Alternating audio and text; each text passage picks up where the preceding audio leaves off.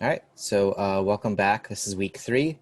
Leah and I are experimenting with like having shorter classes for the next couple months. So many of our classes are 3 weeks long, and this one is 4 weeks long. So um, we'll be sending out a survey at the end of next week's class, just sort of get people's feedback. So if you felt like this was too short, too long, let us know, and we sort of like use a lot of that feedback to work on the next iteration of our classes. So, and also if you felt like this wasn't what I expected in a good way, or this wasn't what I expected in a bad way, let us know that as well.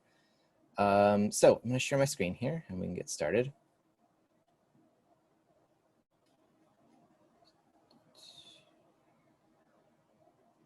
Cool. So this week we are going to go through training. So this actually wasn't something I was initially going to go through in this class, just because we do have a training class. I guess not next month, but the month after, particularly around StyleGAN 2. But I saw a lot of people were really interested in doing next frame prediction or SynGAN. Yeah, SynGAN. So I sort of thought that it'd be good for me to talk a little bit about how to do training in Colab. Training Colab is a little tricky in the sense that you have to do some special things to make it work. And we'll talk about that when we get to that. So we'll go over that. And then Leah is going to demo and show off some Colab GUI stuff, which I think is really cool. It is something that I do not frequently do in my own work. So I'm also interested in hearing from Leah. And we'll maybe try to update some notebooks this week or next to actually improve some of it. On week 4, next week, we're going to do mostly stuff around StyleGAN 2.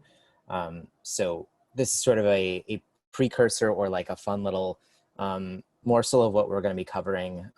For I think many of you are taking like the next couple classes. And I think, again, not next month or the following month, we'll be doing more with StyleGAN 2. So this will sort of cover how you can do StyleGAN 2 stuff using pre-trained models. So you are welcome to train on StyleGAN 2. We have a bunch of videos on how to do that in Colab as well, if you're interested. But we'll basically just spend next week going through some notebooks that exist and do lots of fun, weird things with StyleGAN 2.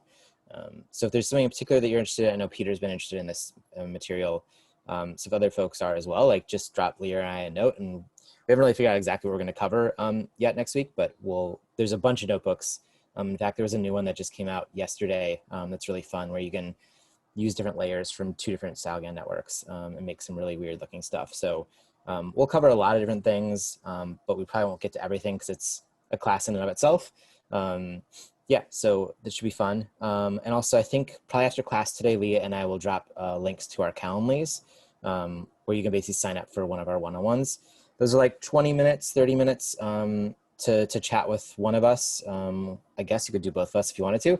I don't think either of us are going to check to see overlaps, just to talk about projects or particular things you're working on. So if you're not able to attend our co-working sessions, or you just want to have more time to discuss other things, feel free to sign up for one of those. I definitely recommend coming with questions because questions are basically like what Lee and I can answer. So come with the project in mind or with questions, and we're happy to sort of talk through them with you. Those are basically your time. So you decide how you want to use it, and we can do that. Some people show up for 10 minutes and have a list of questions, and we answer them, and then we call it a day. Other people have like a big range of projects or things in mind, and we can spend all 20 minutes, 30 minutes going through various links and things and chatting. So definitely make sure you utilize that time because it is a part of what you paid for. Again, just another shout out for our co-working and Q&A time. I had a lot of folks arrive yesterday to ask questions. They were all really, really good.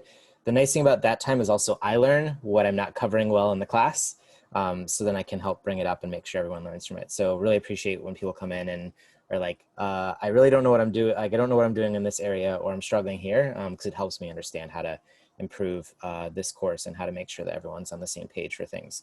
I probably won't be able to make next week's 3 to 5, but I might try to just schedule like a separate 2 hours for folks that can make that time. But I'm hoping Leah can make that time. We'll talk more about that if that needs to change. Yeah, that's sort of where the rest of the schedule is for the class. So it's crazy that we're already at week 3 of 4, but that's how these classes go. They go by really fast. Yeah. Okay, so this week, as we mentioned, what we're going to do is we're going to mostly look at Google Drive, and we're going to look at how to train stuff. So, before that, I want to chat with everyone's homework, or maybe see some projects people are working on. I saw some really cool things in Slack this week, so I'm excited to talk about some of that. Then we will go over Google Drive, how Google Drive works in relationship to Colab, and then particularly how to use training. And then Leah is going to go over GUI tools, and then we'll talk a little bit of homework. So how did homework go this week? I saw a couple of people drop notes in Slack. I'm interested in just, one, we can talk about your particular projects, or maybe two, if you tried to convert a notebook, if you ran into issues, or if you found it easy, what happened there?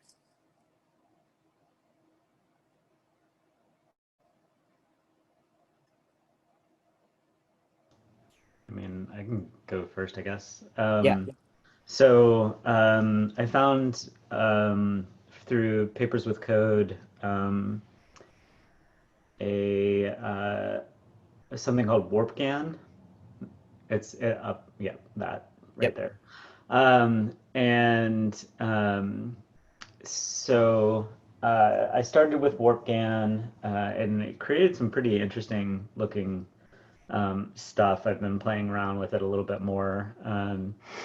With photos from coworkers at work. And a few of those posted to Instagram, but I ran into a little bit of problems converting it into Colab. Um, it the original repository said that it only worked on uh, TensorFlow 1.9, and 1.15 point something is what you can you can only specify major versions inside of Colab.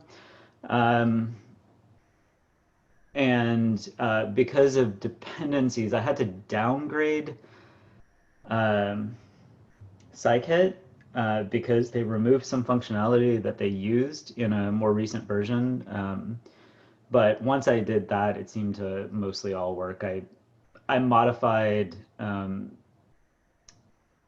I modified. Oh, the other thing it was doing is a version of Python that they were using was different than what's in Colab, and the default value for loading in the pickle file or loading in the model wasn't allowing the pickle file to be loaded properly, so I just had to go and patch it, which is why um, it's pulling in from a fork rather than the original, is because I had to go in and add some arguments into that. So um, that was like the experience of converting it into Colab, and then playing with it has been a lot of fun. I kind of like the idea of taking multiple models and evolving images from a single place into multiple places. So like I did WarpGAN and then SynGAN to generate images, and then FFmpeg interpolation between the different frames. This isn't using so SynGAN obviously has like the animation, but this isn't actually using that. This is just generating 720 frames, or maybe it was 360, and then interpolating between them using FFmpeg. And right now I'm training, because this video is actually pretty long. I'm doing next frame prediction on this video to see what that looks like. It's been going for a little over 24 hours, and it estimates it's going to be about 50 hours. So, and that's for 50 epochs. Because of the length of the video, it seems to be taking about 45 minutes or so per epoch. Yeah. That's Yes, it. thank you. That's great. Yeah, a couple notes there. So your Colab conversion experience matches mine very, very frequently. I think if for those of us who are used to working on the web, like we're always used to people using the latest version of everything. And that does not seem to happen in data science. A lot of people are using old stuff. I'll find things that have been released this year that are using Python 2, and Python 2 was deprecated this year, like completely deprecated. And yeah, so it's a very confusing process of why people are using whatever versions they are.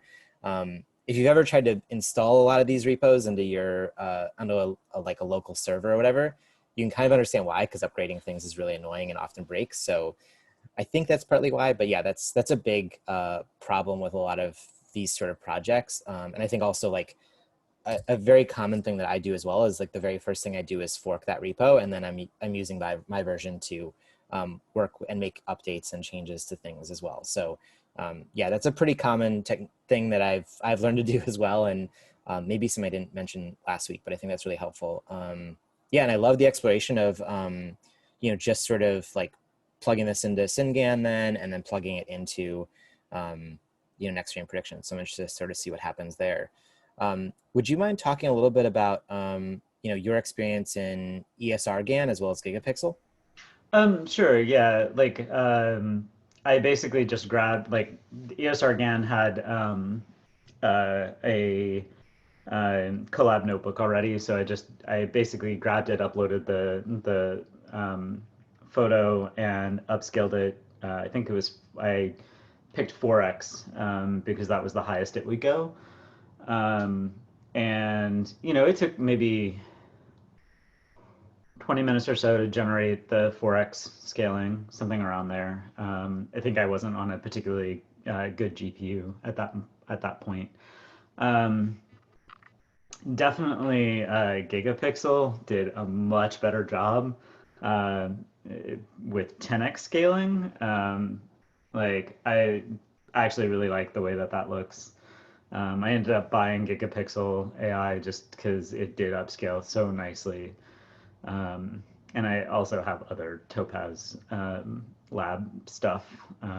So uh, yeah. I mean, ESR GAN did a good job. It just because the original image is 256 by 256. If I wanted to print that, it like would get like 4x was not quite enough pixels. 10x is enough pixels to at least print something small. So Cool. Yeah. A common technique that I do is actually I just do 4x and I do another 4x and I do another 4x. uh, That is possible. yeah. But yeah, it's I agree. I think gigapixel, the model is much better. So for those of you who aren't familiar, we're talking about super resolution, which is basically a machine learning model that allows you to make higher resolutions of images. So those of you that maybe use Photoshop, you can just like do it linearly and it just tends to get blurry. But what's nice about a machine learning model is it does actually add new detail and add new pixels. So that's why a lot of people are interested in using that. There is now there's a version of super resolution inside of Photoshop. If you click around in settings, you can turn something on. I find it okay. But in general, there's like, I actually have a notebook that is in the ML Art Collabs that is the SR Zoo, and it's like, I think 10 different super resolution models. It's a little bit of a pain to get running, but you can literally test, like, I think everyone, I feel like every data scientist who works in GANs has done a super resolution model at some point to try to improve it.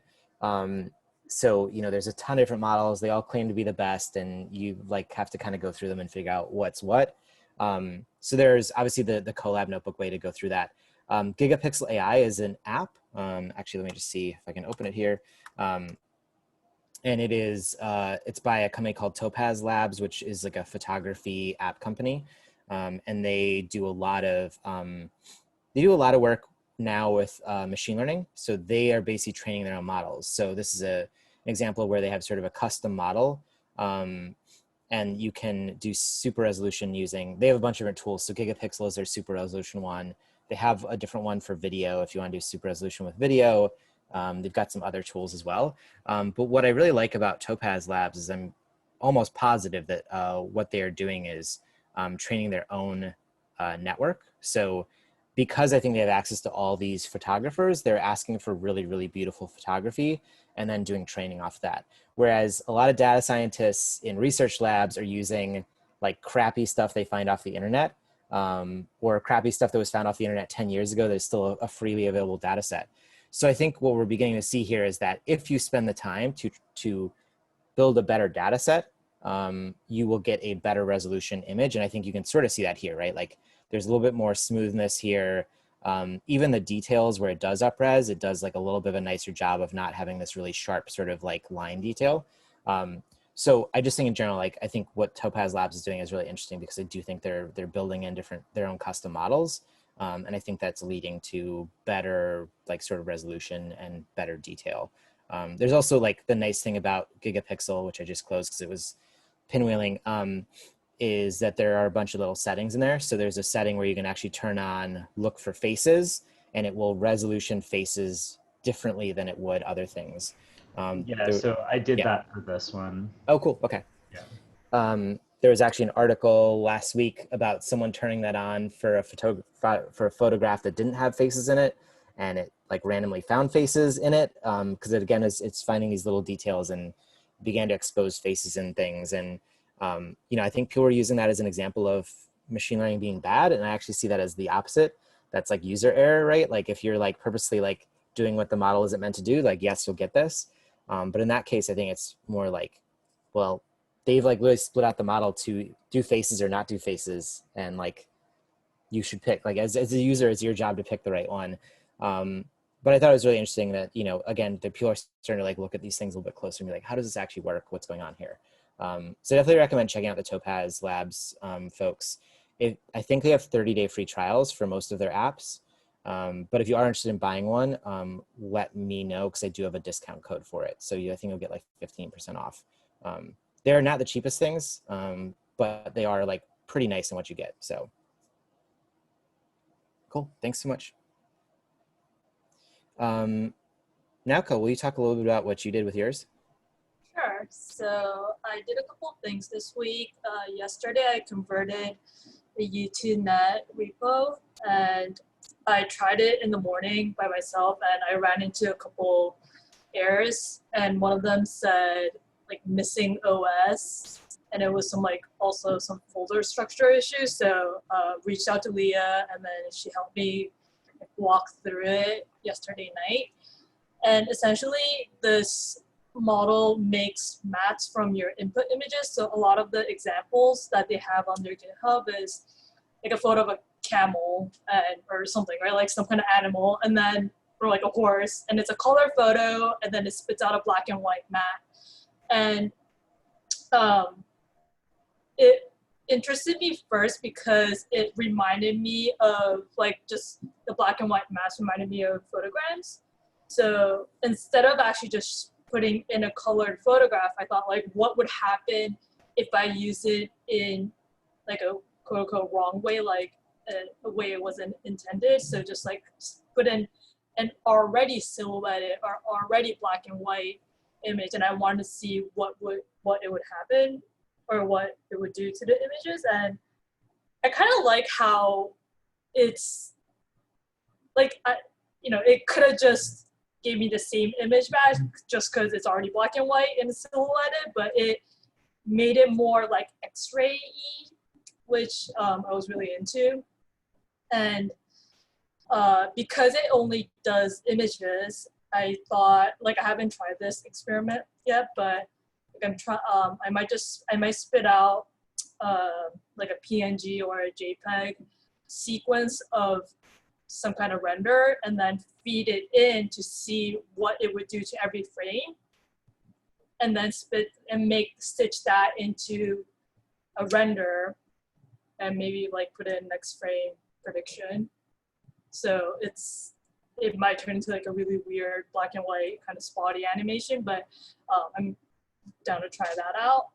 And then I also did next frame prediction earlier this week.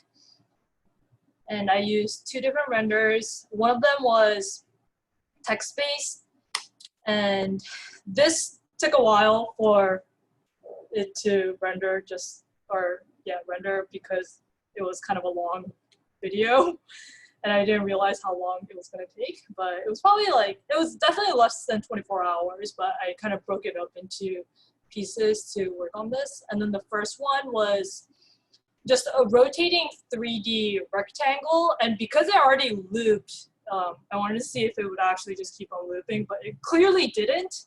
But it made this weird glitchy effect that I'm kind of into. So yeah, these were fun experiments to just kind of play with. Cool. Yeah, I think Peter J also found some weird effects of next stream prediction. So next stream prediction is like a very chaotic model, but I also kind of love it because it is like pure chaos. It's hard to determine what the hell is going to happen with everything. So I'll talk a little bit more about some next stream prediction stuff because I know a lot of people tried it this week, and I can give you a little bit of a couple tips about things. So cool, thank you. I also love the photograms. I love that like it did pretty well with this one, right? It like kind of figured out what the contrasty white stuff is. It did okay with this one, and then it did an absolute shit job with this one. Like I don't know what's going on there at all. Like it just, but it's like kind of this fun like X-ray thing, like you mentioned. I've also played with U2Net in a Colab notebook. A couple of things to note about it is it's pretty low res. Like it resizes all of your images to be pretty small in order to do the masking, which if you want like a really nice resolution detail, you don't really get. So kind of a bummer. It happens.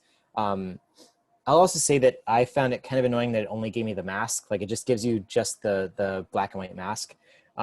There's a runway version of this as well. And it's pretty nice in that you can actually specify, do I want the mask itself or do I want the original image masked with this out? So basically like, can I get a transparent version? I've been debating about like going in and figuring out how to like through some image manipulation, like actually having it output the transparent backgrounds of things. Haven't gotten to it yet, but yeah, I think it's a cool little feature. And obviously you could pull it into Photoshop and do the masking yourself if you wanted to. But yeah, it's an interesting little model. And you know, again, what it was trained on was definitely not this. So that's probably why it struggled, but I think it is really interesting to sort of see the results. And I think there's some cool things happening here. Is there a way to manipulate your say like the size of it, or like because it's pre-trained, like you just have no control over it? Yeah, with a pre-trained model, you're generally stuck at the resolution they have. There are probably ways to go into the network and change the resolution, but then you'd have to do the training yourself. And for a lot of these models, as soon as you go a little bit larger than 256 or 512, you run into scaling issues where either the GPU requires a lot more power or the model just breaks down at those sizes. And it's sort of a common problem that people are trying to solve, but don't necessarily have the best solution for. Runway's done some interesting things where they like allow for like a sharpening or blur on it. There's a nice bunch of techniques that they're doing in their version that I think could be ported over to a Colab notebook. But yeah, resolution is one of the harder things to do with most of these models. As Russell mentioned, like his is also 256. A lot of these tend to stop around 256 because it's enough to sort of say like, hey, this thing works, I can write a paper about it, but not enough to be like, cool, now I can turn this into a company or like into an app or that sort of thing. So there is a masking. Topaz Labs has a mask AI. It is a little more cumbersome than just throwing at the image, but there is a version that does it and it's pretty nice. So I recommend checking that out for folks interested in doing masking. Yesenia, do you want to talk a little bit about yours?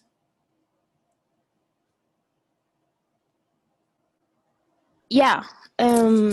So I finally tried singing, and I'm really liking this effect of how a neighborhood or like the neighborhood that are around my city can become like a creature.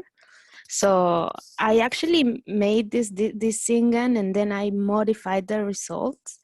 I'm not a designer or anything, so I found out that you can like add contrast to videos in on the internet, and there are a bunch of tools that can do that. And I was actually this week I was really into monocular depth estimation. That it's because I want to abstract, like to convert a photo of a space from 2D to 3D, to add in depth. So I found out about the work of Eric Swan. I don't know if I mean I think Derrick, you know it. Well, whatever. So he's done this, and he used a lot of inputs from photographs from spaces, from rooms, or buildings, and I have my inputs, but I don't know how to. I mean, I think I'm going to do Singan too with my inputs, and I'm going to show you guys later. So I'm like very excited because I'm working on a workshop. Like I'm trying to elaborate a workshop for people that doesn't have laptops, just cell phones. So, and I don't know if you know, but there are a bunch of tools and like apps that do this 2D to 3D, and yeah, and that. So I'm like so excited because that's one of the things that I really wanted to do a long time ago. Cool. Awesome. Yeah, that sounds really great. Yeah, I'd love to see, I'm not familiar with Eric's work, so if you want to post links, that'd be really great. And obviously when you finish your work, I would love to see it too. So cool. A couple notes from things that I have heard from folks while doing next stream prediction, as well as, you know, just playing around. The first thing I heard is that next stream prediction, like when people were playing with it, they were like, I don't think it's saving my files. So that is a particular bug of Colab. So for those of you who have been messing with any of the CycleGAN style models or next stream prediction, which is based on the same model, you'll know that when you generate files, it generates into a folder called checkpoints. And there's a particular problem in Colab where checkpoints does not show anything. It always looks empty. And I don't know why. I've yet to figure out why. I've like asked the Colab and I've not gotten a good answer. Your checkpoints folder will never show anything in it in Colab. Now, if you save this to Google Drive, you will find files in there. Really annoying. One way to fix that is, or not to fix it, but just to sort of see what's in your checkpoints is, so I've got a folder here. So basically ran this training on local, and we'll talk about this more in a minute, in Colab. But basically you run this command that just says ls and then points to your checkpoints path. So if I run just this, so this shows me that there are 2 folders inside of checkpoints, even though they don't show up here. And then I want to look inside of horse to zebra. And if I look in here, I will see a bunch of my epoch path files, right? So this happens just on Colab. They are being saved. You just can't get access to them for whatever reason. I really don't know why. So if you run this command, that'll allow you to look inside of and see what files are in here. Then you can run this cell, which is, there's one of these in, let's see over here. So if you just type in downloading files to your local file inside of snippets, I just grabbed this and modified it a little bit. So basically what you do is you just say from Colab import files, which is just importing some code to be able to run this. And then you do files.download and then your path to the file you're trying to download. So when you run this, you'll be able to download those to your computer. Your other option is to move these files to Google Drive if you've mounted it. So just be aware of that. It is like definitely one of those annoying things about Colab. It is a work in progress for sure. So just be aware of that. I think that was one of those things that I found a lot of folks struggling with. The other thing I heard a lot of folks talking about with next stream prediction is how long do I train it for? And that is a little bit dependent on how long your video is. It's also dependent on how different your video is over time. So there's a concept of epochs. Epochs is how many, an epoch is a cycle through all of the frames in your training folder.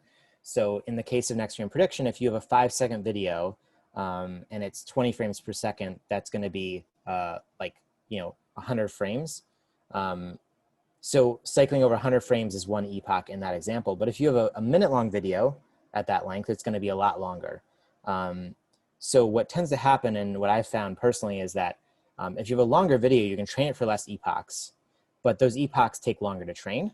Whereas a shorter sequence requires more epochs to train, but it sort of like balances out. It's like the same amount of training time overall. Like it might be 30 hours, whatever it is, ends up being about the same length of time. But to sort of do that mental math is a little like frustrating and you don't really know. So generally what I do, and we'll talk about this again when we talk about Colab, is when Colab shuts off or like you're disconnected, I'll generate a video from that and just sort of see how far along I am. And if I feel like the video is starting to look kind of good, then I might just stop and not train anymore. But if there's more time to train, then I will go and train it for longer, and then I'll look at that video again. That's sort of my technique, and I found that it works fairly well inside of Colab. So just be aware of that. I need to record a couple more videos for next stream prediction because I think a lot of people have these sort of similar questions. So I'll go over some other tips around that, including, I think, someone asked me yesterday about how to change the length, because the length by default is 200 epochs total. And there are two commands inside next stream prediction to change. There's one called niter, N-I-T-E-R, and there's another one called niter_decay. And those two combined together equal how long of a training period you have. So they both default to 100. So it's 100 plus 100 equals 200. So the default for all these training periods is 200 epochs. And sometimes that's too short, sometimes it's too long. It depends on how long your video is. But you can alter those. I kind of recommend keeping them like the same number for each. So like 150 and 150 equals 300.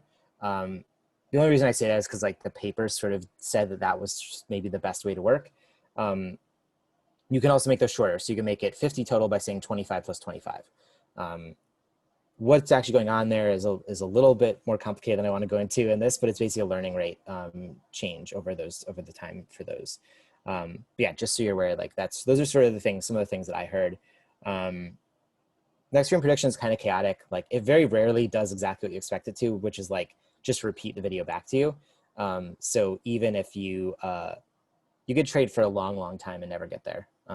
It is a way to make some like fun noise, basically. Cool.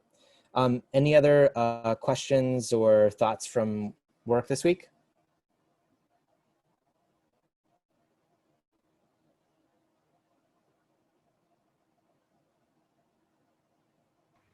Hey. All right. Go ahead.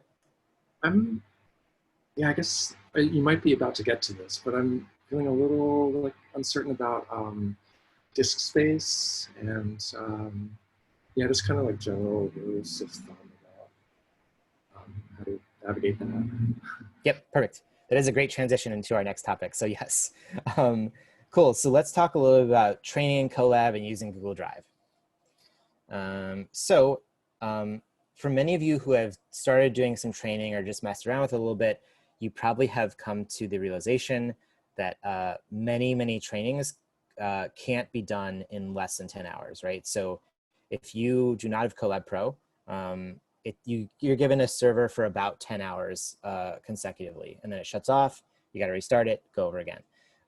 Most trainings can't really be done in that time. Some can. SynGAN, for example, like if you keep the size small, you can do it in less than 10 hours. But for a lot of models, like if you're using StyleGAN, StyleGAN really takes about a week to train, even if you're doing transfer learning. So like that is gonna take about a lot of time, and you can't do that in 10 hours for sure. So basically, like the real question here is that it takes longer to train than you have a Colab notebook available for you. So what you can do, and I don't recommend this, is that you can, train and just keep an eye on your notebook for 10 hours. And like right before you think you're about to get shut off, you try to download those files, right? You can do that. It does work, but there will guarantee you can do that for like 1 or 2 times, then you forget about it, and then it stops, or like your internet cuts out and you lose access to files. So basically you run into this issue of like, I need to save this thing just in time. I need to save it as it's being written, right? So this is what it sort of looks like. And I want you to this is the hardest part about thinking about this, is like, you need to think about a Colab server, and then we'll talk about Google Drive in a second. So when you are currently, like when you're doing the process of what a lot of these notebooks do, which is just like running directly on the Colab server, you are running, Colab is a notebook, right? So you're running this notebook, but that notebook is powering a server. It's running a bunch of different pieces on side of a server. So in a server, you've got hardware. So that is your GPU and your CPU. So you're managing, sending tensors to your GPU, you're processing images using the CPU, those sort of things. You're also dealing with dependencies, right? So sometimes we have to install additional libraries into notebooks or into the server. Shouldn't say notebook because that's the wrong thing. You're installing them onto the server in order to run different techniques or that sort of thing. And then what a lot of times what we're doing is we're cloning a GitHub repo over to the server. And that is allowing us to run scripts and other things from that code. And then lastly, you've got your files, right? So when you upload an image or when it generates an image, it gets saved to the server. Now it's accessible via the notebook, but it's all sitting on the server, right? And then when the server cuts out at 10 hours or whatever, you lose access to all of these things all at once. So the other problem, and I think this is what Peter's getting to, is that without Colab Pro, you'll likely run into hard disk space issues. So I believe without Pro, you get about 50 gigabytes of hard disk space on your server. So again, this is sitting on the server. It's a physical thing that you have access to. And you get about 50 gigabytes. But the problem is that when you first load up a server, it's already using 10 gigabytes of things like, software, like other tools you need to use. So you really have, I think, access to about 35 gigabytes. And if you've run next stream prediction at 1 epoch per model file, that fills up very, very quickly. I think, so next stream prediction produces something like 750 megabytes per epoch. If you set that to that per epoch thing to 1, every epoch cycle will generate about 750 megabytes of files. So that will fill up very, very quickly, right? So we have a scenario where it's like this. You've got all these things and you've got a hard disk that is being filled up and it sits on the server. So this all leads to things like next stream prediction are very, very hard to run on Colab. And the same is true with StyleGAN and those sort of things as well. You've got timing issues, you've got hard disk issues, you've got all these other things. So this is where Google Drive comes in. So saving files directly to Google Drive means that as soon as the file is written, it's saved into your drive. So we'll look at how to do that technique in just a minute, but this is sort of a more ideal state for us, right? We don't have to worry about downloading it. We don't have to worry about trying to find the file like right before our server disconnects. These files are saved directly to Drive and they're then accessible there. And it's also like, well, let's get to that in a minute. So this time what we're sort of doing is we're sort of splitting our dependencies or splitting where these things live. And this is hard to sort of wrap your head around, I admit. So on the server it's still our hardware and still our dependencies. So as we go through converting a notebook, you still have to remember you always have to install dependencies no matter what, because those get installed to the server. Then in Drive, we're gonna install the GitHub repo, which is where the code lives, and all of our files will get written to Drive as well. Now it's important to remember that the code that's here is saved to Drive, but it's running commands on this server. And this is where it gets a little complicated and a little like, you have to think like virtual like, file stream and those sort of things. But just remember that this is like the graph that I want you to remember, is that these things go in your Drive account, these things go in your server. Now also Google Drive is essentially virtual storage, meaning Colab doesn't think about it the same way it thinks about its own hard disk. So you can write to Google Drive, right? I have a 2 terabyte Google Drive account, and I can write as many files to that as I want. And Colab thinks they're accessible, but doesn't think about it as related to its own hard disk space. And this is because of a thing called file stream, which is way too complicated for me to get into here. But essentially, you can use files on Colab like they are on, or sorry, files on Drive like they're in Colab, but they are not technically on Colab's hard drive. That's really important, and it saves us a lot of headaches, especially without Colab Pro. Now, there are a couple minor issues that you will run into, which is that because these files get streamed to Colab, if you have a really, really big data set you're trying to stream to Colab, there might be some timeouts. But usually what you end up doing is you wait 5 minutes, come back, and it's now streamed back over to the system. You probably won't run into that issue, but just in case you do, just know that it's like, it does happen. So now we've got this thing where like, okay, on the server, we've got our hardware and we've got our dependencies. In Drive, we've got the repo and we've got files. And then the disk storage is sort of shared between the two. It's not as simple as just like, well, everything's written to Drive, so you don't have to worry about space at all. Some of those things do take up hard disk space as it moves over. And it can be kind of weird to try to figure that out. But in general, I would say like this technique you're very rarely going to overflow your disk storage on Colab on the server. So many of our notebooks that we've shared and looked at don't include this sort of like save to Drive feature. And that's just because most people don't really do it because they're training on, you know, GPUs that their lab has or whatever. So very like, this is like a hobbyist method. This is what we do to hack sort of Colab and make it work for us. But a lot of like real data scientists or whatever, like don't utilize that technique. But these are the steps. I will walk us through actually doing this to a notebook.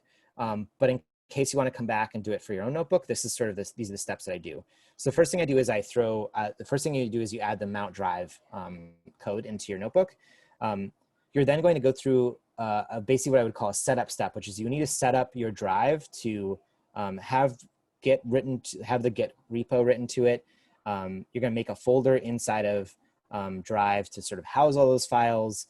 And then you're going to CD into that repo, and then you're going to run training. So this is the very first step.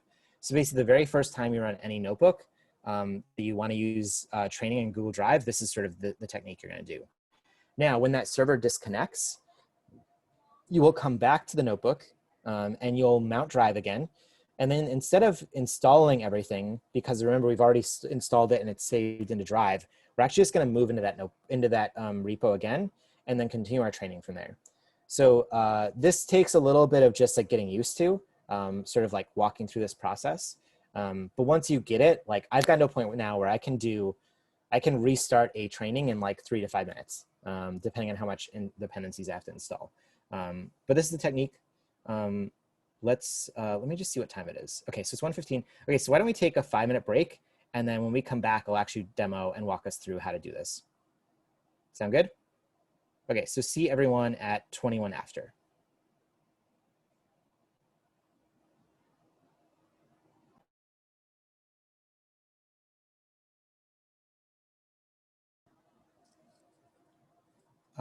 All right, so I'm gonna do a thing that is gonna give us a little bit of whiplash, but I realized I forgot to mention one thing about next room prediction. And that was, 1 second here. So that was, a couple of folks have asked me how long is a training going to take with next room prediction? As I mentioned, that sort of depends on how many epochs you're running from.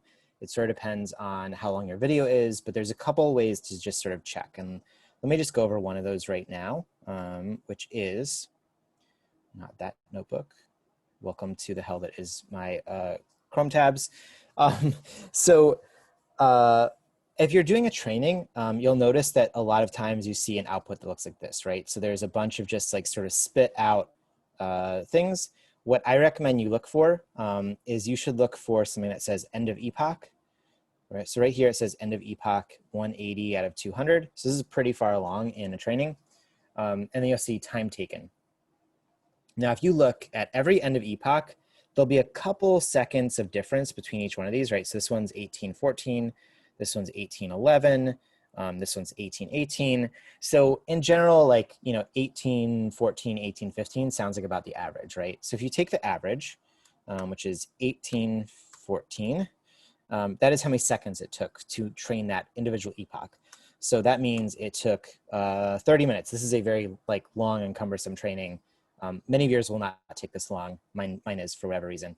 So 30 minutes per epoch, right? So if I take that number and I multiply that times 200, which is how long I'm training it for, it is now this many minutes. So that many minutes divided by 60 is 100 hours. So that's how long this training is going to take. I'm on Colab Pro, which means I will be resetting this 5 times in order to make that happen. For many of you, it should be much shorter than this. It'll be 10 hours, 15 hours, 20 hours, 30 hours. But this is how long it will take you.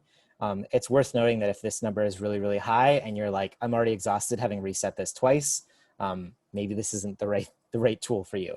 Again, Colab is like not the best, like Colab isn't really meant to do training, right? It's basically like we're hacking this thing to work. It's not supposed to be doing this. In fact, I'm sure like the Colab folks are like, we definitely do not want you doing this, but like we can't really like manage. We can't really tell you not to at the moment. But basically, this is how you figure out how long your training is going to be. Any questions about that before I jump back into converting our notebooks? Cool. Go ahead. Yep. In terms of file size, or in terms of like dimensions of videos and formats, like befores, MOVs? Yeah, so there's a note here in this that your height and width must be a multiple of 32.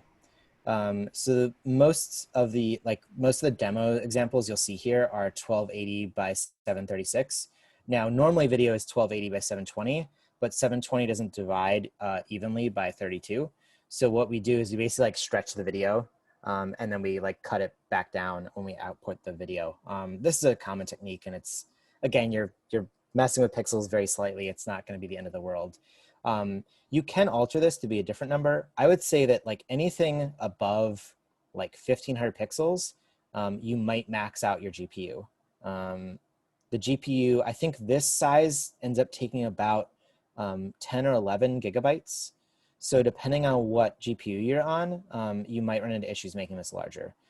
So I've tried a 1920, and a 1920 pretty much doesn't work on these on Colab GPUs. It's just too big. Even if you get a P100, it might be too big. And it will also slow down your video generation. You can make these shorter or make these smaller. Like if you just want to do like a 480p, that will definitely work. It'll make things move a lot faster. And then you could use something like a video upres to actually like make the size larger, do whatever. You might even want to just try it with a smaller size video just to like make your training faster and then see if you like the results. Now, the truth is your results between a small video and a large video will be different. Especially because of some of the chaos that's in an extreme prediction model. But you just want to sort of understand, like, what is the model going to think about this thing? Like, you could try that and sort of see how that works. Now, I do know there's one issue that I think Peter, maybe you ran into, and I know Nalco ran into, which is that when you try to generate the video afterward, you will run into problems where it expects a 1280 by 720 video, and it can't produce that. I have a snippet of code that will alter that. So if you're going to do something different than 1280 by 720, let me know. I'm going to record a video just to sort of, or actually I might just update the code. I'm probably just going to update the code repo to make that change. The person who wrote this code originally just hard coded it to 1280 by 720 because that's what they were doing. But I'll make a code repo update to a lot for different sizes so that you can output a smaller size. Does that answer your question? Yeah, that's great. Okay, perfect. Great. Okay, we might run a little long today because I know Leah has a bunch of stuff, but if folks have to leave at 2, that's totally fine. We will be recording. Cool, so I'm gonna jump back into doing a conversion of our notebook. So we're gonna take this notebook, which is a notebook called Cut. Cut is, if you're familiar with CycleGAN, it is the sort of newest version. I think it just came out like a month ago of CycleGAN, which is horse to zebra. If you've ever done horse to zebra or seen a video of horse to zebra. Have I shown horse to zebra in this class? Okay. No, I haven't shown horse to zebra in this class? Okay. Horse to zebra.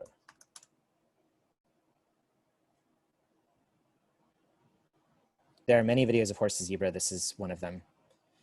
So this is also kind of a bad version. This is not good. Horse to zebra basically converts horses to zebras. Oh yeah, you show us something with. Okay, all right, maybe I did, okay. This is a very poorly trained version of it. But anyway, this is a new version of horse to zebra, essentially. So I made this notebook just to sort of see how it worked and to make sure it did work for me.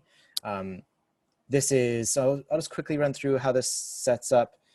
Basically, you install the code, and then you need to, you can pull down one of their pre-trained data sets, which is what I'm going to do for this example, because I don't want to import my own data set, but basically you can download their data set. So I'm going to download horse to zebra.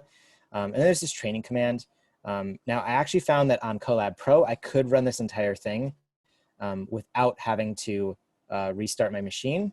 So I ran it overnight and I was able to grab it. It didn't get to 200 epochs, but it got to like 100. So it got pretty close. This actually uses pretty much the exact same code repo as Pix to Pix or the next stream prediction one.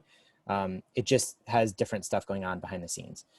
So a lot of the commands you'll see and arguments you'll see here will be the same because it's written by the same folks. Okay, so I've got this notebook here. I was able to like at least reveal that it worked. So now what I want to do is I want to convert it to a Google Drive trainable notebook. So as I mentioned, the very first step here is to add our code to Mount Drive. So I'm going to add a code cell. It sort of depends on, I like to try to keep this fairly clean. So I'll add it to the very top of the page here, because the very first thing I want to do when I open this notebook is run the Colab mount. I am going to go to here and I'm going to do drive. So I'm going to utilize my snippets. This is why they exist. So I'm going to copy this from here and I'm going to paste it here. And what I'm going to do is I'm actually just going to reset my my runtime. So if you're not familiar, factory reset runtime just basically forces your server off and then restarts it. So you will lose all of your previous changes. So, just be aware of that.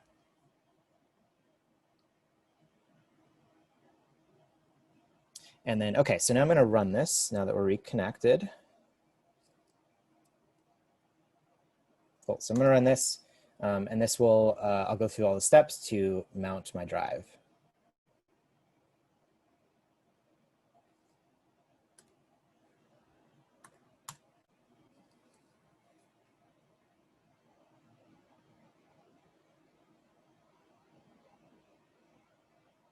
Okay, so now what I have here is that I want to, I've now got drive, right? So here's drive. So the next step in the non-drive version of this was to clone this into the notebook. I always think about the server as being what exists here, even though it's not entirely true because drive exists here. But I would have cloned this to my server. But what I want to do this time is I want to clone this to my drive. So there's a couple things we're going to do here. I'm actually just going to make a new code cell. So the first thing I want to do is I want to CD into my drive notebook. So I'm just going to CD here. So I'm going to copy the path from here, and I'm going to paste this in. So for those of you who have not heard my spiel about this, drive dumbly calls your folder my space drive. This will break. Bash sees this as a new command line. So there are two things you can do here. One is you can either wrap these in quotes, and this says this is the full path. This will work 90% of the time. The way to actually make it work 100% of the time is to add, what is this, a backslash or a forward slash? I never remember which one it is. You add this in here, and that just basically says this space is a character as a part of this path. You'll often see this as a technique for various characters. So what this is going to do is it's going to move where we are located into the drive, right? So if you're not familiar with this, you can add in pwd, and this tells you where you are. So I'm now currently located inside my drive. So next thing I want to do is I want to make a directory. And I'm going to call this directory, let's just call it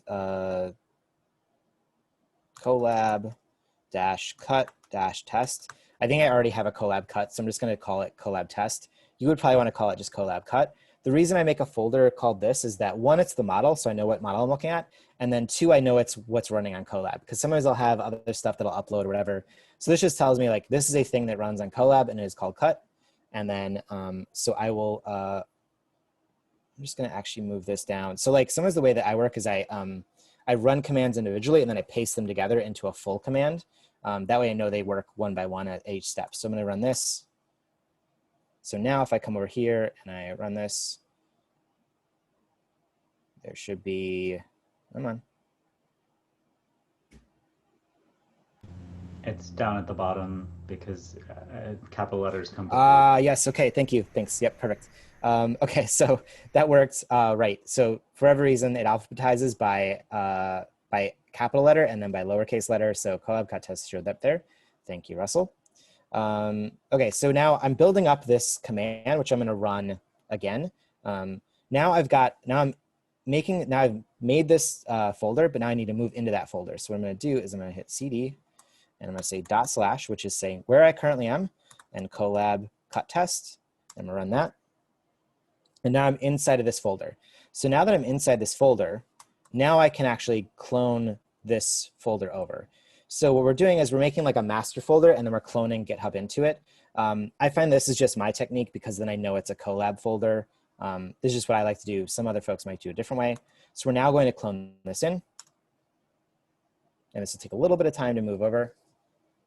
And so now if I open up Colab cut test here, you'll see inside of here is all my repo files. So this is ready to go.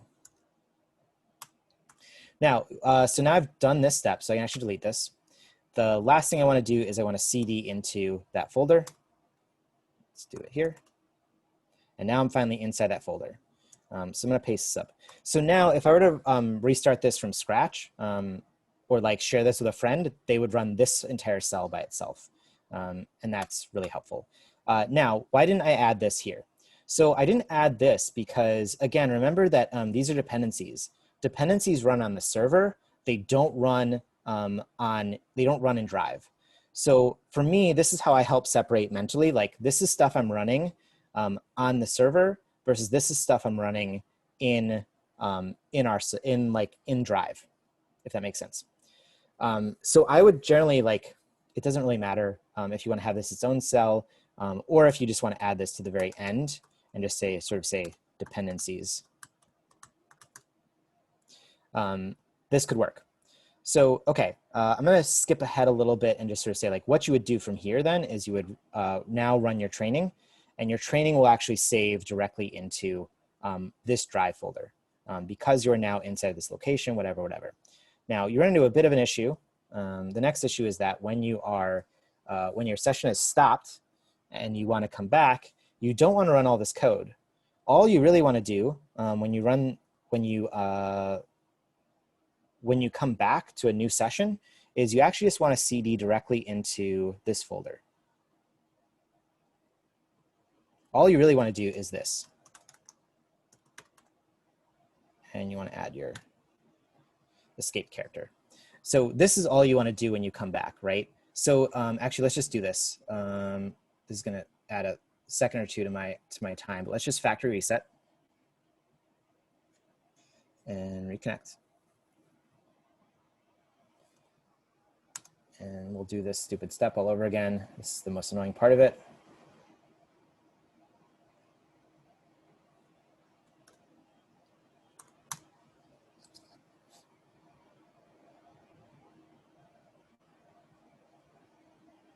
So if you were to run this cell again, it would try to reinstall all of this, and it's going to say, like, oh, that folder already exists, so I can't do this.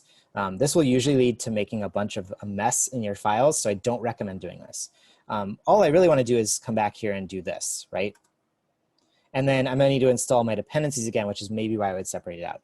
So in previous notebooks that I've made, you've seen, like, probably seen where I've separated out like 2 different cells where it sort of says, run this cell if you've never installed this before, run this cell if you're coming back to redo your session. There's a better way to do this that I'm, like, finally committing to doing, which is,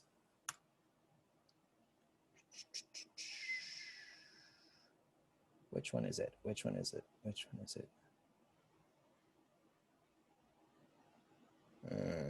Okay.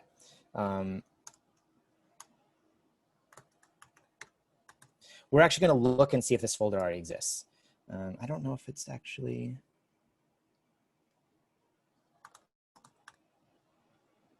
Okay, I'll have to look. Let me look up the code. Apparently my snippets didn't come over. Snippets. I just updated my snippets last night, and I don't think this one's been updated yet. So let's come down here. So there is check to see if a folder exists. So we're going to use this. So what is this saying? So this is saying check to see if this folder,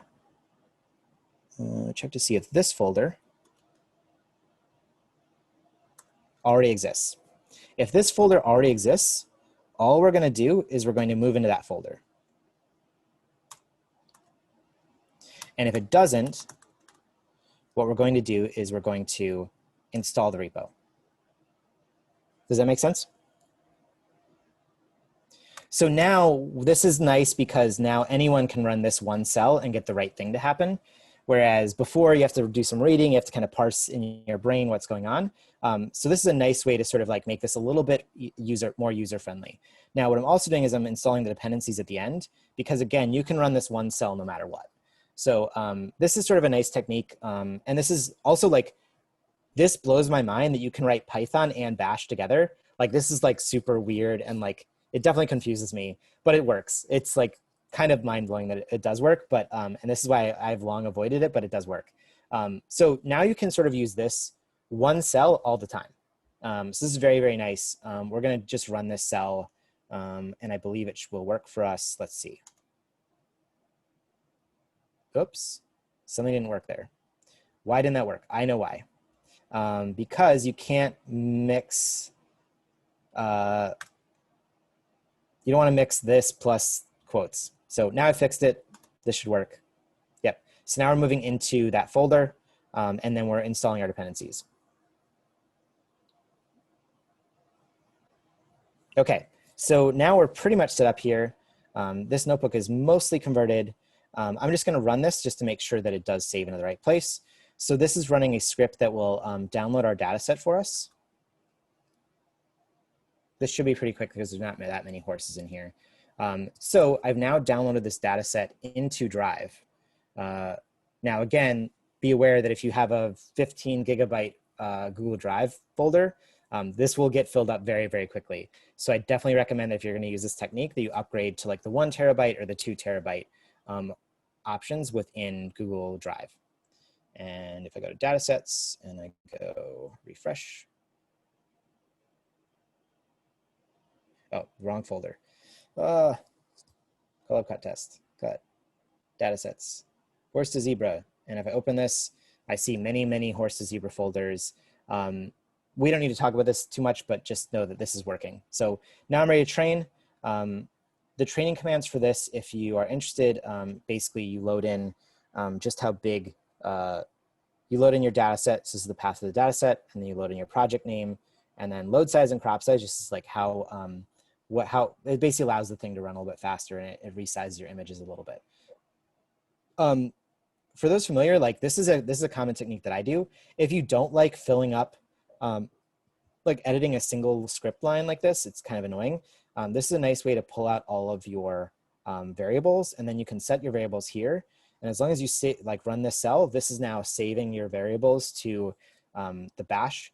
And then you can run this with, all you need to do is take your variable name and add a $sign in front of it. And now this path will be replaced here. So this is a nice way to just sort of like, again, sort of make these a little bit more user-friendly while also like keeping your sanity. So now I can run this, and I bet if I run this, it'll start working.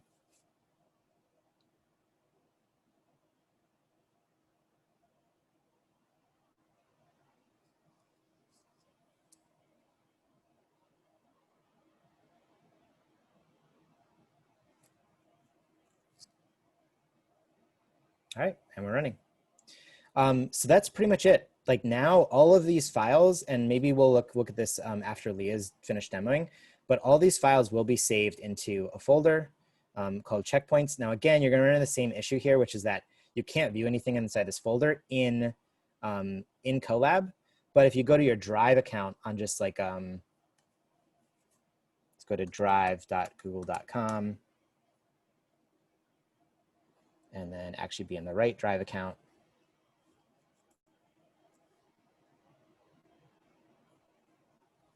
And if I go to Colab cut test, cut.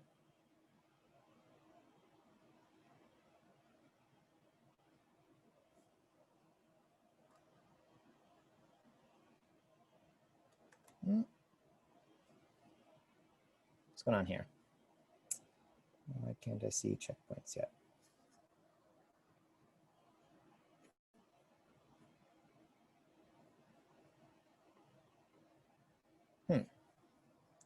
That's interesting.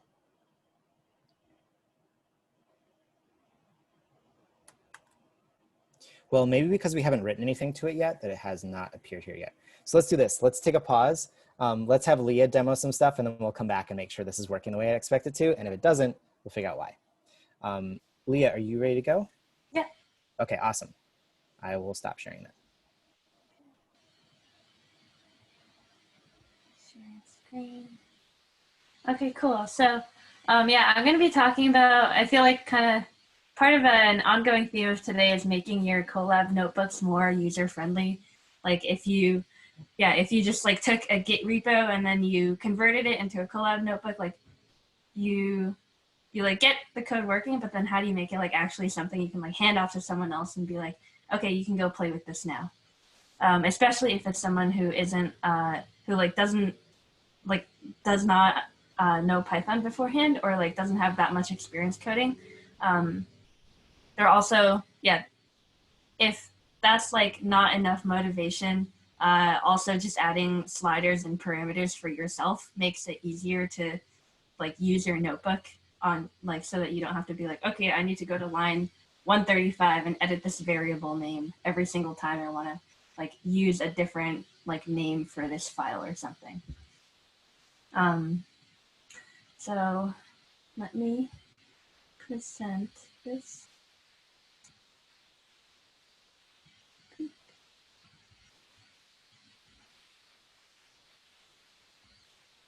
Okay, internet's a little slow today. But yeah, why do we care about GUI elements? First, because yeah, it matters when you want to share your notebook with other people. Yeah, as you guys know, like if you open up a Colab notebook and it's just kind of like a bunch of cells with code in it, you're like, what am I looking at? And it takes a lot of time for you to parse out. So yeah, it just kind of makes your notebooks more accessible to other people. And yeah, it's also can make things a lot easier just for you yourself to use, because you can have a cell running and then have like a slider that's tied to a particular variable, and then you don't have to like rerun that cell every time. You don't have to be like, I'm going to delete this 35 and make it a 42 and then rerun that cell. You can have like a slider that corresponds to that one variable, so that you don't have to keep rerunning that cell. So yeah, there are these things called sliders. There's a whole library of IPy widgets that are sort of these UI widgets that integrate with Jupyter notebooks. There are these int sliders where you specify like a min value. So for this one, the min value is 0 and a max value of 10. And you can specify a step size and a default value. There are also float sliders for any decimal values. And yeah, those are the two main ones I feel like you'll use. But they also have all these different text inputs, booleans, checkboxes, drop-down menus, radio buttons, one of these, selection. You can do ranges. Yeah, just a lot of things to dig into. So yeah, I made this Colab notebook, which just sort of provides an overview of general GUI elements that you might need. So yeah, this first cell will just import the IPy widgets library as widgets. This is like the most basic slider you'll need, which is this widgets int slider if you're making like an integer slider. So if we run this and then the code, so this will actually like make this widgets int slider object and put it in the slider widget variable name. And then to actually show it, you just run this display, and then whatever you want to display inside of that. And so that will show this. Yeah. And so if we wanted to like restrict the values of this to a particular range, what we could do initially was say like we want the min value to be, I don't know, 10, and we want the max value to be 100. And maybe we say we only want it to display in increments of 10. So the step size is 10, and maybe this corresponds to, I don't know, some value. And we run that, then we have to display it with our new settings. And yeah, now they're jumping in values of 10, and we're restricted to 100 to 10. Yeah, so these are the main 5 parameters you'll be specifying. But there are also these other parameters, such as like you can make the sliders vertical if you wish, and then it will display vertically. And then, yeah, if you want a float value, it's essentially the same code, but you're just inputting float slider instead of int slider. And And so yeah, where these would come up in an actual ML art notebook is, for example, Derrick has this notebook, the SWA Playground, where, let me pull this up. There's some code in the beginning to just download things. But here you can see there's an import IPy widgets as widgets. And then I need to go through here. Not a robot.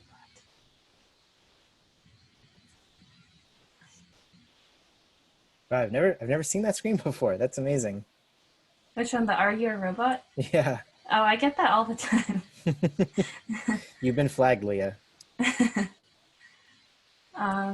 Yeah, I think maybe I get it more when I have more Colab tabs open, because maybe it's like, oh, you're using all of our resources.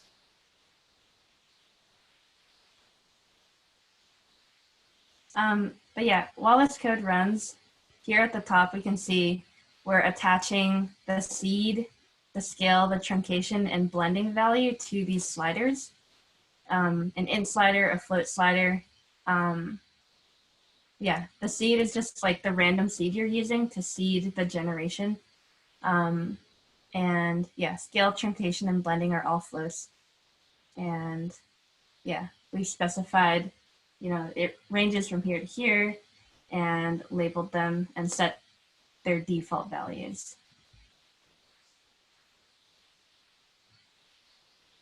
And then what this line does is just it kind of, this line isn't like necessary, but just kind of makes it look nicer, where it puts them in an H box, which is a horizontal box, so that all your sliders are like in one line rather than like stacked like that.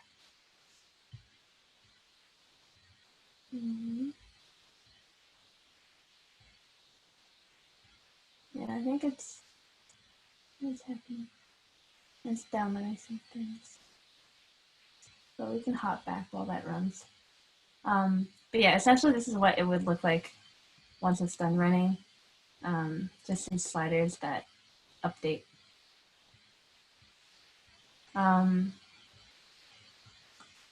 Another thing I found is that in a lot of the TensorFlow notebooks, they tend to use this thing, it's like an at parameter tag, which is really, like, I find this like to be super, super easy to just like type in your code when you're, when you have a variable that you want to sort of like make like an interactive thing and sort of highlight to the user that this is a value that you can edit and play with. So like if in your code you have these variables of like eval batch size or images per batch, and you want to like be like, hey user, you can edit these values, these are things you can play with, you can just add these like at param tags, and then it'll put them to the side and someone can just like come in here and put in like 200, and then it edits it right in here. Yeah, and then within, that's like the simplest use of this at param tag. But yeah, param tags also have sliders. They also have these drop-down menus. Pretty much the same syntax as before, where you type like at param and you say that it's a slider and say your minimum, your maximum is maybe 10. And your step size, step 1, got it. Oh, the minimum.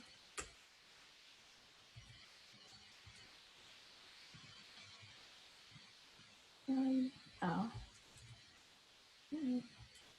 Like that. Yeah, so it'll like, the nice thing about this is it'll like error out if it's not within like your predefined range of parameters.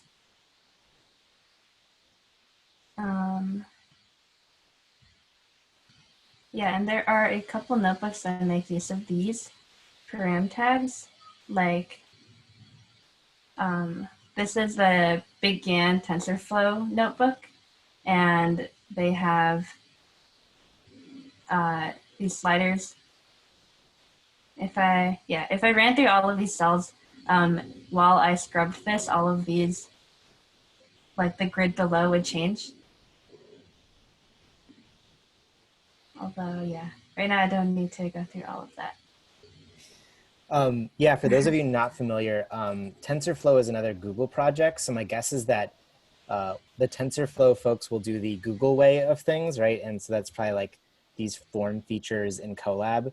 The IPy widgets comes from the IPython notebook, like the team that makes IPython notebooks, which is what like Colab is based on. So that's probably the IPython notebook or the Jupyter notebook way of doing things. So like you're sort of seeing like two different factions sort of like finding their own way of doing things. And people come at it from different ways, but this is really cool. I was not familiar with a couple of these features. This is awesome. Yeah, it's kind of like they're just two different methods of doing sort of the same thing. Yeah. What else? Let me open up. Yeah, so you can see here, this is like sort of the simplest use of these param tags. Like, I know Derrick often, like with parameters in the code, will bring them to the front. And then just adding these like hashtag @params will expose them to like someone like, okay, you can edit these. And then if you wanted to sort of restrict them to specific values, you can add in like the minimum value and constrain that it needs to be an integer.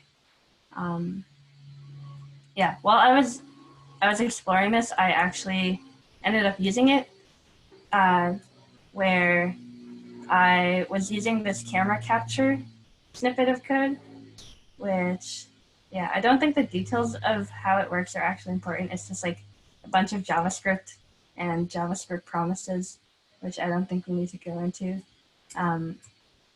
But yeah, there's a snippet for capturing images from your camera. This is like maybe if you have a notebook you've converted and you want the user to be able to sort of play with it and like capture their own image and put that as an input. This will save it as photo.jpg. And then, yeah, when I was actually using this, I was like, oh, I don't want to just overwrite photo.jpg. So then I added in, I saw that here it was naming the file photo.jpg. So then I just made this into a variable, photo_name, and then called it like photo.jpg. And then over here, I can just like call it something new, like photo2.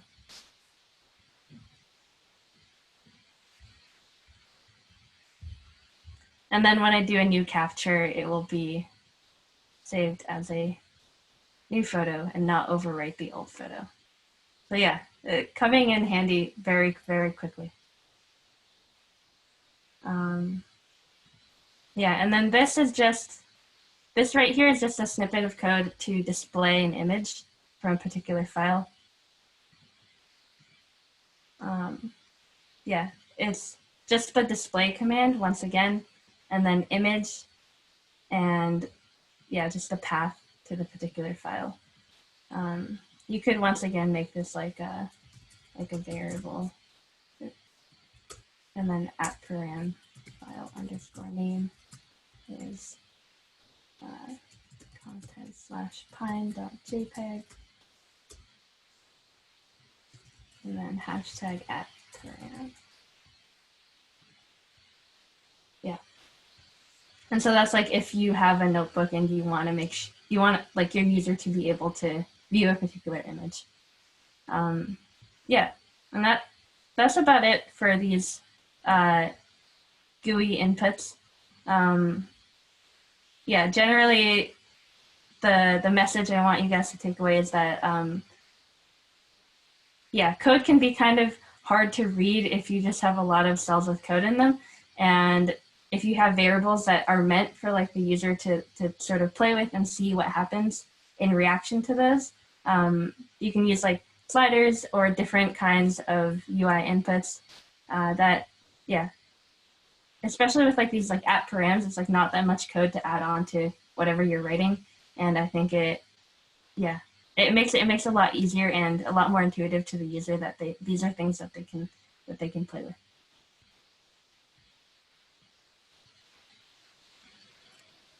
Cool, Leah. Thank you. This is really awesome. I will maybe try to get to doing some of this, maybe adding some of these for our StyleGAN notebooks next week. So I think there's some cool stuff here to play with. So thank you. So homework for this week is maybe try some of this. So maybe Russell, like with your Warp GAN, like are there places to add these sort of features in? I know Naoko, like I know in our Runway class, you were trying to basically make like a GUI for one of your tools that was connected to Runway.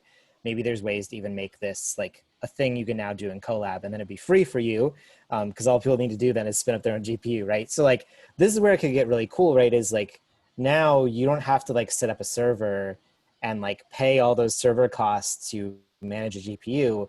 You can just have someone run a Colab notebook, and you probably need to give them a little bit of instruction like click here, do this thing.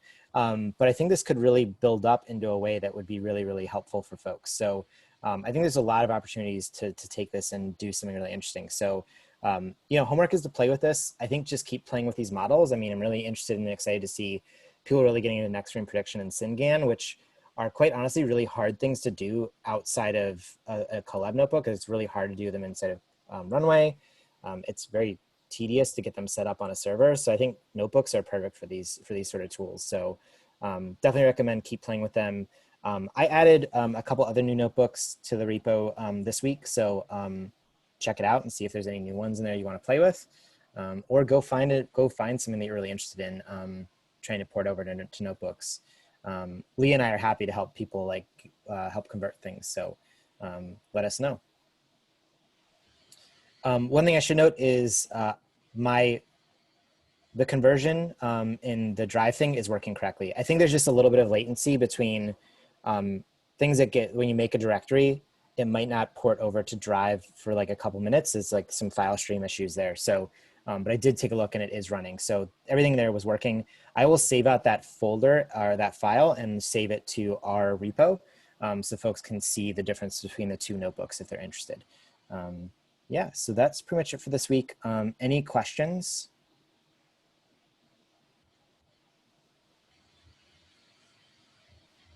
Cool. Well, we will see everyone during office hours next week. And then if you have questions before then, please drop notes in Slack. And we'll see everybody for the last class next week. Cool. Actually, I had one question. Oh yeah, go for it. Yep. But this is back just with training. And I was because we had talked about how I use like a video to train rather than like just a data set of images. And I was wondering if when you're training with a video, is there any influence that like the sequence of still frames plays into the training, or are all those frames getting like randomized? Yeah, all those. So what ends up happening is there's no influence. Like you basically, like the way StyleGAN works is it does randomize the order of those. So there's no influence to the order. And what I find tends to happen is that you get clusters around scenes or like similar features. So a lot of times what'll happen is if you were to cut up a film or like maybe a 2-minute sequence that had like cuts and like other things in it, you will tend to see like in areas of the latent space, it's like there's this scene, then there's this scene, then there's this scene. And you will find that like they will kind of almost recreate that video, but it's a little different in that it will also sort of like try to find a space where it can like move between scenes. It's pretty weird. Video as a data set or StyleGAN is like, it's good, but I tend to find that it repeats a lot of the video you've already shown it.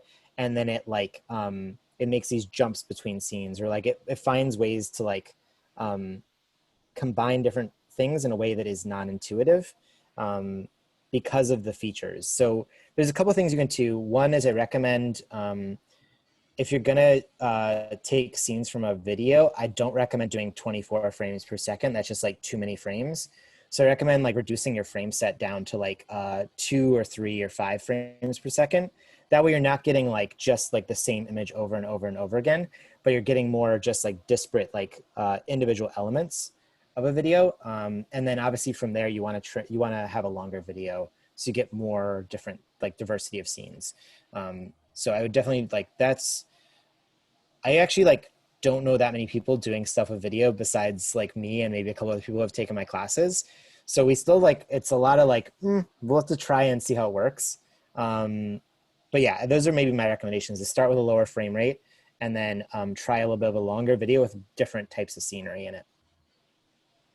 Cool, thank you.